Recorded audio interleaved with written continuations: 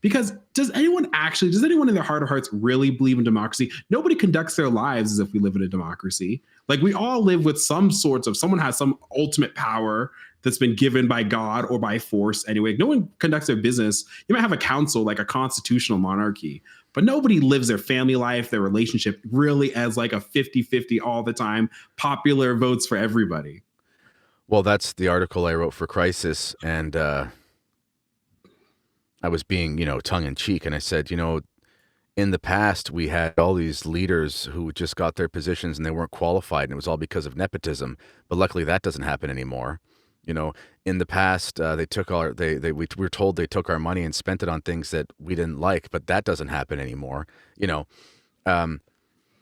Democracy doesn't exist. Like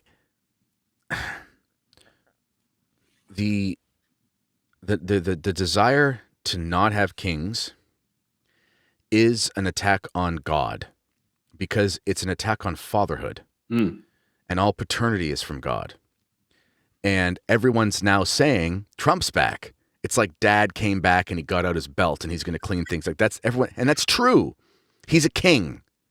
He's a king. He is writing, he's signing things that are becoming law. They don't have to be voted on. And he's doing like 200 a day. Yeah. And they're great. They're awesome. I love them all. That'd be the one benefit about being absorbed by the states, is the leader would have the executive power. But then, I think that the Republicans will be in power for probably 12 years at least. I think Vance will.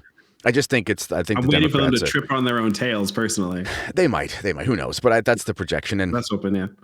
And at a certain point, though, some liberals are going to get in, and they're going to use the same king power, and they're going to say this is part of the democratic process. And it's not. And the only way you get democracy is with bloodshed.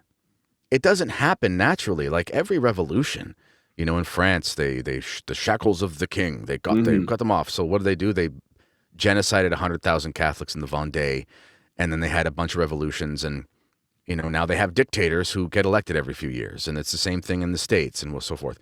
You have to have, when you don't have a monarchy, even if it's symbolic, and, things aren't perfect here in Canada, but the funny thing is that oath to the king they take, the fact that there's a throne in Parliament, the military, they still take the oath to the king and not to the prime minister. Those things have an effect. And our politics, until Justin Trudeau, were never as volatile as they are now. Right. And they were never like American politics. I never once saw an attack ad on a politician growing up. You didn't do that. Yep. Our campaigns for elections are 6 weeks, and they're not allowed to be any longer, and you can't run any ads outside of that. Like, it was just because it was always this understanding that you went to Parliament to perform a public service for the good of the country that was loyal to the crown.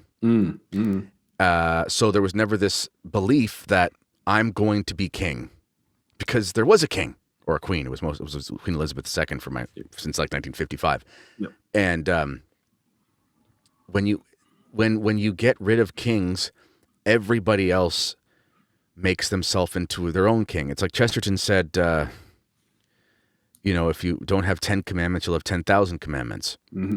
If you don't have one king, you'll have 10 million kings. And, we believe that we're self-governed, so we select people to go self-govern ourselves. And they don't do what we want, so then we kick and scream about it. And then we get a new person that self-governs ourselves on our behalf that doesn't do what we want.